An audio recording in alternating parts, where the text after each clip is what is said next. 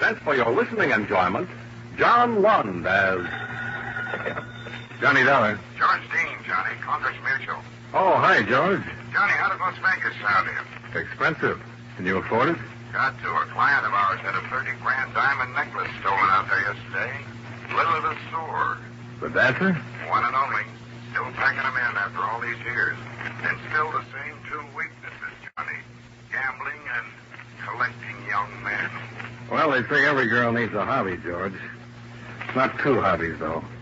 That could run into money.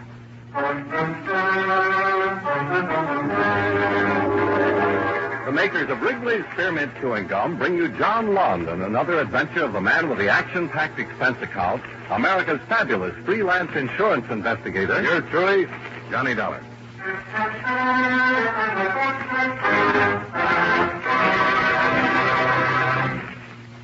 Wherever you go, whatever you do, enjoy chewing Wrigley's Spearmint Gum. That lively, full-bodied Wrigley's Spearmint flavor is really refreshing. It cools your mouth and freshens your taste. The pleasant chewing helps keep your throat moist, helps relieve that dry, thirsty feeling. And delicious Wrigley's Spearmint Gum is so handy. Just slip a package into your purse or pocket and you've got refreshment right at your fingertips. Chew Wrigley's Spearmint while you're working. Enjoy this refreshing treat along with your favorite summer sports. Wrigley's Spearmint Gum is always enjoyable, and you can chew it without even taking time out.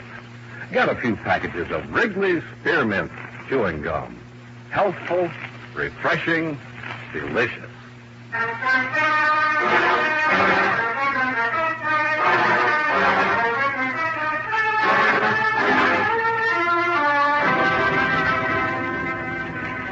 Expense account submitted by Special Investigator Johnny Dollar to Home Office, Concourse Mutual Assurance Company, Hartford, Connecticut. The following is an accounting of expenditures during my investigation of the Jones matter. Expense account item 1, $318.60, transportation. Round-trip airfare and incidentals to Las Vegas and the Flamingo Hotel, where the ordinary citizen lives like an Oriental potentate wishes he could live. After checking in, I took a short walk down the street to Lily Lesueur's hotel.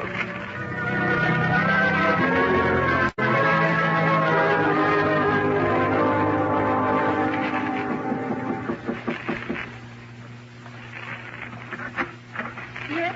Miss Lesure, I'm Johnny Dollar, special investigator for your insurance company. Oh, well, that's very nice, I'm sure, but...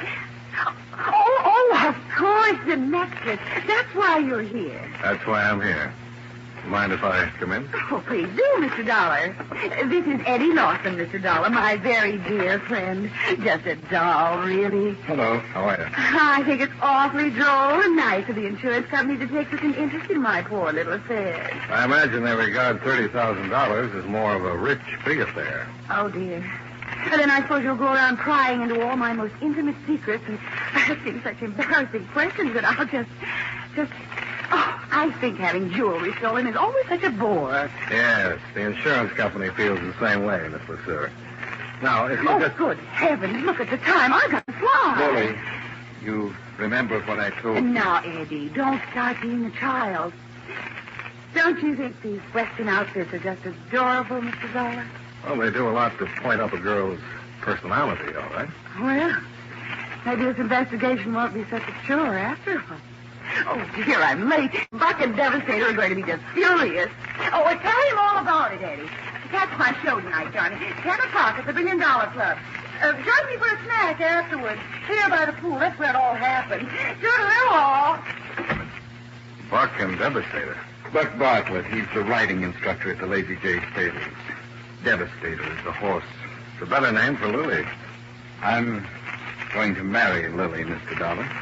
Oh, congratulations. Now, what about this necklace? What happened? It disappeared. That's all I know about it. Well, how? When? Where? Look, why don't you do like Lily said? Come around tonight. The same gang will be there, and you can check the setup yourself, see what happens. You can keep an eye on this Buck Bartlett if you want a kiss from me. And the other eye? Anywhere. As long as it's not on Lily.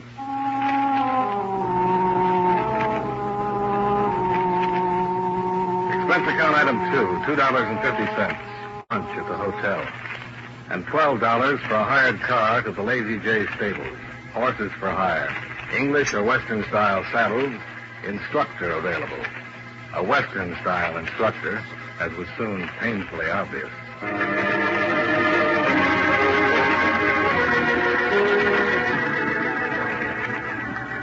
Mighty pleased to make your acquaintance, Mr. Dollar. Lily just took off from here a couple of minutes ago. I know. You, Eastern friend of hers? Well, I'm not exactly a friend. I'm a special investigator. Checking into those diamonds she lost the other evening. Oh, I see. I understand you were there. Might know something about it. No, sir. Beats me. There we was, sitting on that fancy terrace kind of thing they got there, hoisting a little poison and shawing on some beefsteaks, you know. And the next thing you know, Miss Lily lets out a yap and says, "My rock. Somebody up and took my rock." Well, I didn't even know she had any jewelry out there with her. Did anybody know she had? Well, not unless it was with Miss Joe? With the gal I brung, Miss Joan Drake. I was thinking she might have known because she ambled down to Miss Lily's room with us so they could change their glad rags and put on their bathing suits, you know. She'd been pestering me for a week to meet Miss LeSueur, but she sure wouldn't take nothing that didn't belong to her. Buck, I wonder if there was a diamond necklace on the terrace. Well, you ain't able to say Miss Lily lied about it, are you? Well, that little woman is true blue, mister. Matter of fact, Mr. Dollar, I wouldn't want this to get around, but I'm sort of aiming to... Well... Let me guess, Buck. You're aiming to marry her. Yeah. I reckon it just sticks out all over her. Don't Miss Dollar.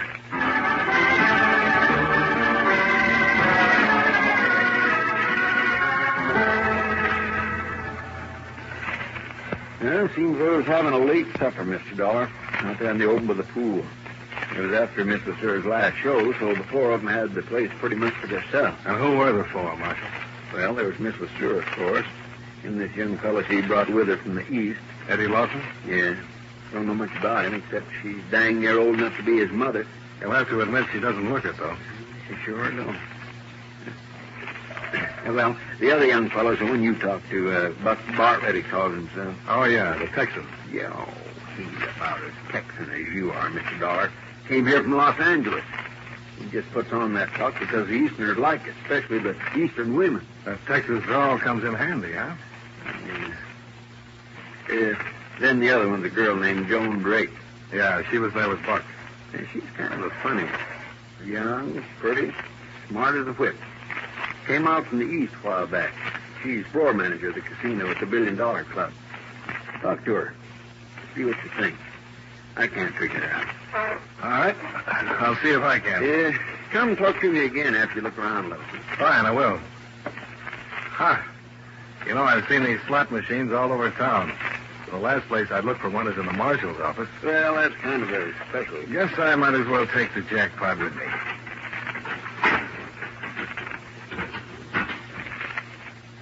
Lemon. Yep, that's all it ever is. Huh? It's rigged. I send the money it takes in over to the county orphanage. Charge it up to experience, Mr. Dollar.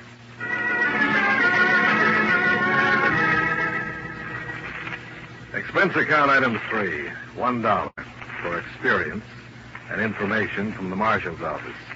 And $17 miscellaneous expenses at the $1 Billion Club, where miscellaneous covers a lot of different items. One item is the roulette wheel.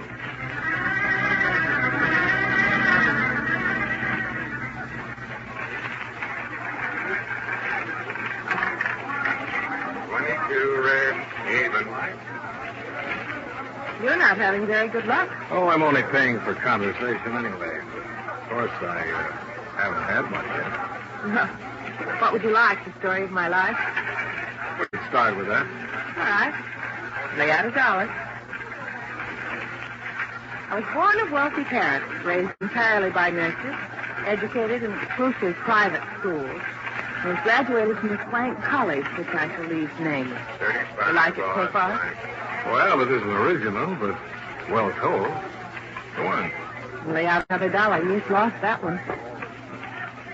Now, where was I? Oh, yes, the divorce. Quite sensational, really. Father's clients withdrew their accounts and support. He was bankrupt within 3 months and dead by suicide within 6. You see, the other woman jilted him, and I, a tenderly nurtured sapling, was cast out into the world to sink or swim. Well, never fear. Heaven will protect the working girls. Oh, that was awfully funny. Yeah, it was a scream. 14 even. And, what did you do with the necklace? What? What is this? Who are you? Johnny Dollar, insurance investigator. And you're Joan Drake, who wanted badly to meet Miss LeSueur. She changed clothes in her room with her, who was the only one who knew she had the diamonds out at the pool. Who works here for about, $50 a day and could probably use $30,000. 22 even. And I asked you what you did with the necklace. I think that ought to cover the what is this? Mr. Dollar, if you'd like to play roulette, by all means, stay around. But I'm afraid I don't have any more conversation. Not at these prices. I thought I was overcharged for what I got. And this will kill you. The whole story was true. And with all that background, running a casino is the best you could do? The best for me. With glitter and glamour and sparkle. And that's what I was brought up to expect. The diamonds sparkle a lot, too, Joan.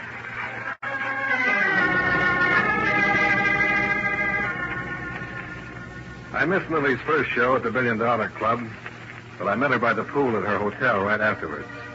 It was a warm night. The stars blazed against the desert sky, and Lily and her guests scintillated back from the terrace below. Except me. I didn't scintillate. So far, I wasn't any closer to that necklace than I'd been when I got off the plane. I had the feeling I'd learned a few things, and at the same time hadn't learned anything. And Lily didn't help much.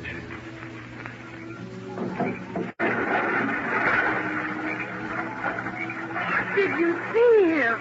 Did you see Eddie, darling? Isn't he just utterly gorgeous, Johnny? Yeah, the original Catalina ad.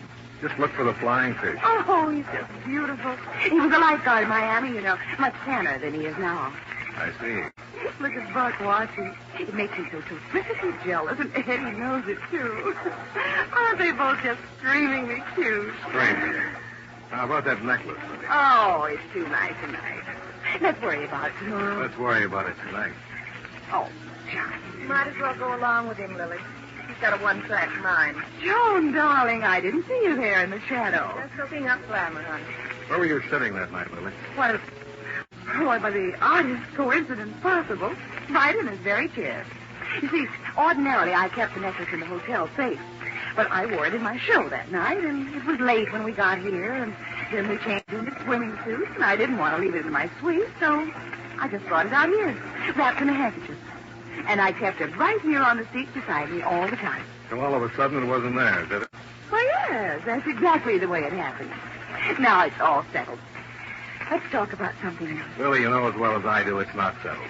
You can't tell the insurance company the thing just disappeared, and that's all there is to it. They want to know how it disappeared, when and where.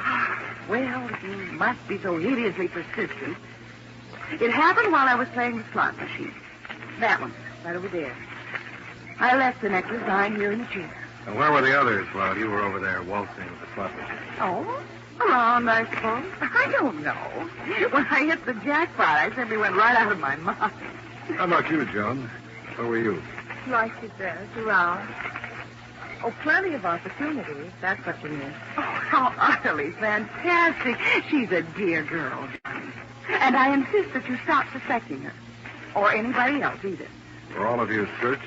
Well, I wasn't, of course. But the others were. That wasn't really much of a problem, Johnny. We were wearing swimsuits, you know. Joan, I doubt if you went out of your mind over the jackpot. Did you notice where the boys were at the time? Well, as far as I can remember. I reckon a man ought to have the privilege to answer for himself, Mr. Dollar. Why, sure. Pull up an empty saddle and join the party. You too, Eddie. All right, Buck. Where were you? I was over there with Miss Lily. I was standing right behind her when she up and hit that jackpot. I was in the pool. I came out when I heard everybody yelling about some diamonds being missing. You checked them out on that, Joan? Sure. That's how I remember. Well, I'm certainly glad it's all settled. Oh, Johnny, you'll simply have to excuse me now. I've got to get ready for my show. I'd be mighty proud to escort you to your room, Miss Lily. Now, wait a minute, Staples. Oh, Here. boys, you can both escort me. Come along now. I'll be right back, Johnny. Don't go away now. curvy and soft as a kitten on the surface, but inside all angles and hard as a rock. She belongs to a different age, Joan. The last of the champagne slipper girls. Johnny, how much are those diamonds worth to you? To me, To the insurance company. Sometimes they make deals, don't they? sometimes. No questions asked. Sometimes. How much? Depends. I have to find out. Everything about life, Johnny. Not if I can help it. It's real crazy the way it works out. I didn't finish that story of my life, Johnny. My real name is Jones. My father was Jonathan Vanderley Jones. Jonathan Vanderley Jones. But if that's true, then... Yeah. It's real crazy. The correspondent my mother named in that divorce case was Lily Lesueur.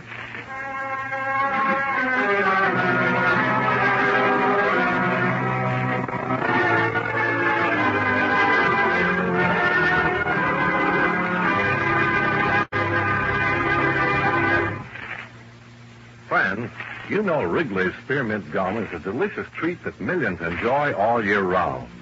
It's good to chew almost any time and any place. In warm weather, you'll enjoy especially the refreshment that Wrigley's Spearmint Gum gives you. When your mouth feels hot and dry, or when you're feeling warm and tired, chewing Wrigley's Spearmint Gum gives you a pleasant little lift. It cools your mouth, moistens your throat, and refreshes your taste. Besides, chewing on a good, smooth piece of Wrigley's Spearmint Gum seems to add enjoyment to whatever else you're doing. So always keep some Wrigley's Spearmint Chewing Gum handy. Enjoy it at home, at work, wherever you are. Remember, that's Wrigley's Spearmint Chewing Gum. Healthful, refreshing, delicious.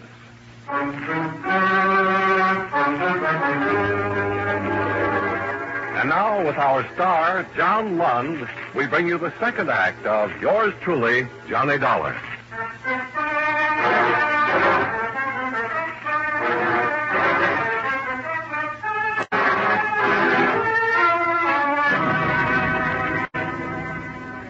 Expense account item 4, $5.90.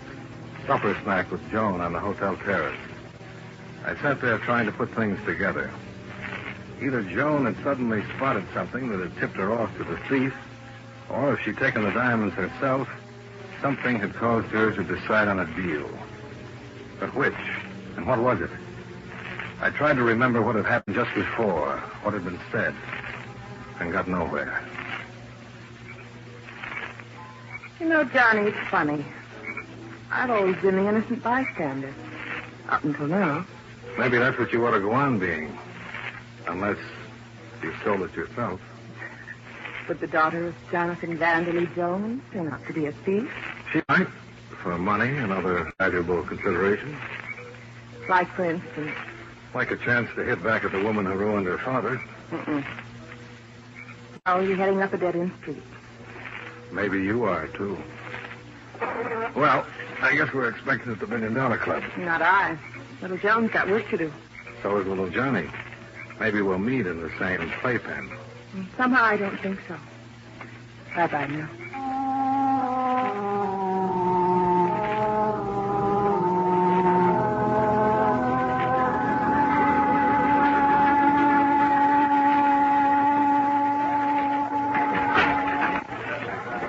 Johnny, what would happen if I just waived any claim of insurance on the necklace? Drop the whole thing right now. Which one did it? Sure, I don't... Which one do you think did it? Maybe I decided it doesn't matter which one. Suppose it was Joan. Would you still want to drop it? Oh, but that's ridiculous. She would... Or there's still another possibility. Maybe you started something you want to back out of now. Johnny, why must you be so hideously difficult? The insurance company sent you out here to save $30,000 for them. And I'm just utterly certain they won't care how nor why as long as they save it. No, maybe they won't. But what about me, Lily? It leaves me curious. No, I'm quite sure you know a good deal more about this than you're letting on. Well, I've got to run again. It's time for my show. Bye, sweetie.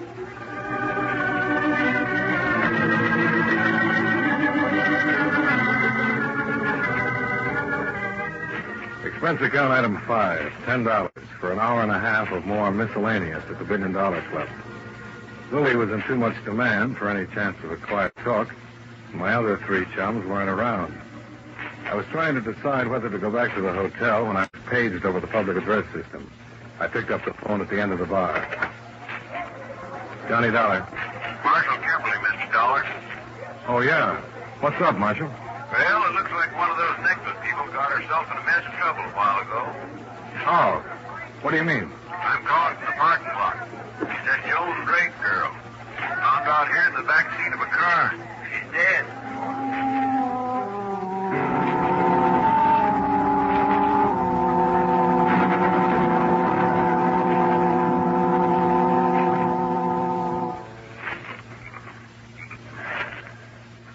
I guess you can cover her up now, Marshal. Poor kid never knew what hit her. You the one you thought might make a deal, Mr. Dollar? Yeah. No, somebody made sure she didn't. Hit her 3 or 4 times with something heavy. I'd been arranged, judging by the marks. A wrench, huh? Did you find it? Nope. Did you notice her hands? Yeah. Apparently she'd had them around something greasy, rusty. I wonder if... Wait a second. Radiator's still warm. She may not have been killed here at the club. She could have been brought here and left. It's possible. Who's this car belong to? Buck Bartlett. We got the boys out looking for him now. Comfortable, all right. All tied up. Do you want to let me in on it, Mr. Dollar? Let me check first. I'm doing a lot of guessing. Joan brought up this deal while we were all at Lily's hotel this evening. I think she just figured out how the necklace was stolen. I think she was killed trying to get it.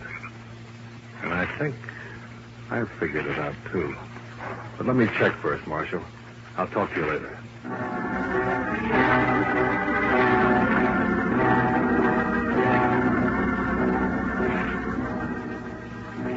10 minutes later, I was alone on the deserted terrace beside the swimming pool at Lily's hotel.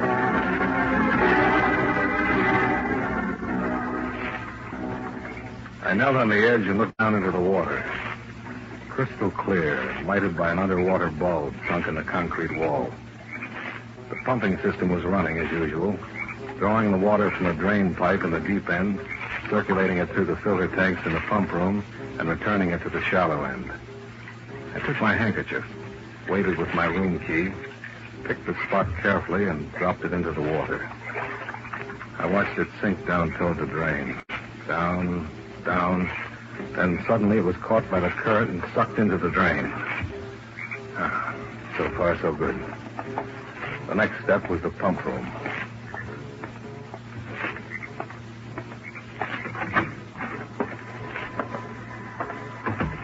I looked around for the switch on the pump motor, found it, and shut it off.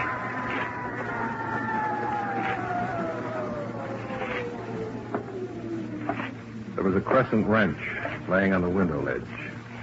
It was shiny and clean. No use worrying about fingerprints. I picked it up and started to work on the rusty cover bolts on the strainer tank. Probably the same way Joan had started. Not if you're clever, she said. Well, she was clever. Well, not clever enough. Inside the strainer tank, laying in the wire basket, was my handkerchief and room key. And beside it was Lily's diamond necklace.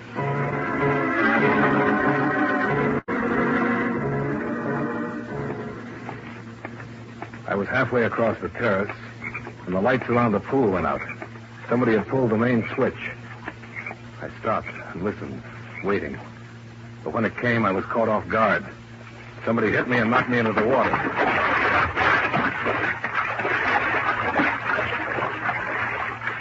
When I came up, I heard someone swimming.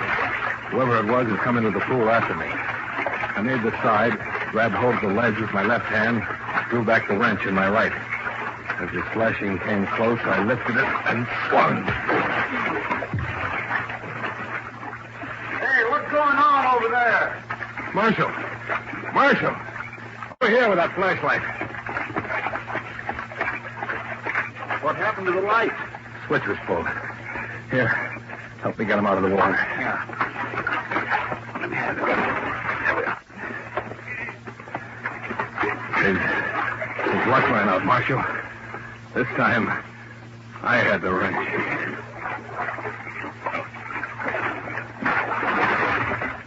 That swimmer fella, huh? Eddie Lawson. Yeah. I found the necklace in the strainer of the filter system, where it's been all the time. He was lying when he said he was in a pool when Willie hit the jackpot. He went in right afterward. During the excitement, took the diamonds with him. Joan knew he was lying, and she figured out what he'd done. She was a smart kid. Too smart.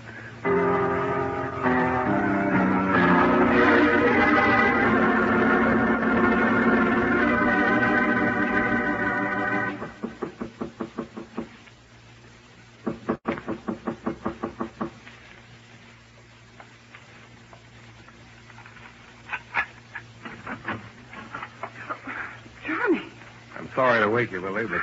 Good heavens, wait, let me put on some makeup. I must look a positive fright. I got your diamonds back, Lily. Oh, you did? Here. Thank you.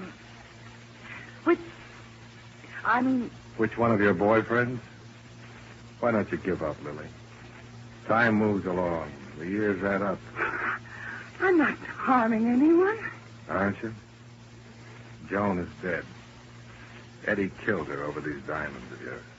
Dead? She's dead? It's all right, though, as long as you're not harming anyone.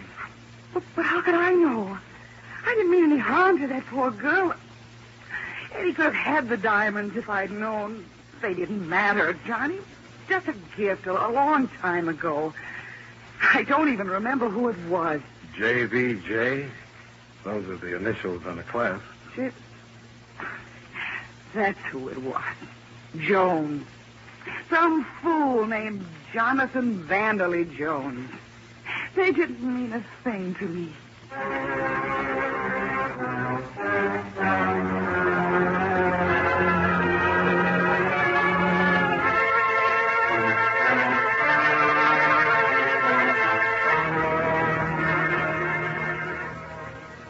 Expense account item 6. $51.40. Hotel charges and additional miscellaneous. Expense account total, $418.40. Remarks? Suggest you reconsider this account. Client should be regarded as a bad risk. It'll happen again. Yours truly, Johnny Dollar.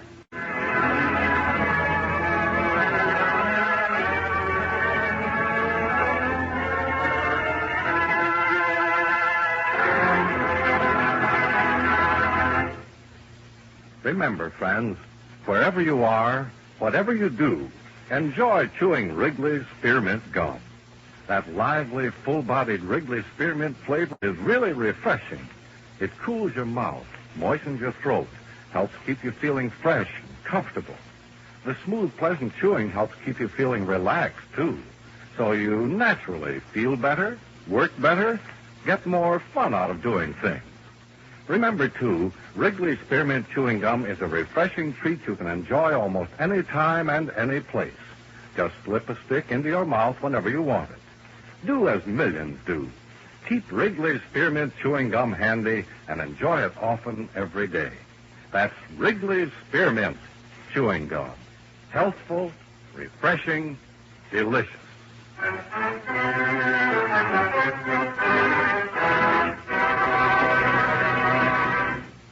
Yours truly, Johnny Dollar, brought to you by Wrigley's Spearmint Chewing Gum, stars John Lund in the title role and was written by Les Crutchfield with music by Eddie Dunstetter. You've been listening to the OTR Gold Network. Find more classic radio at otrgold.com.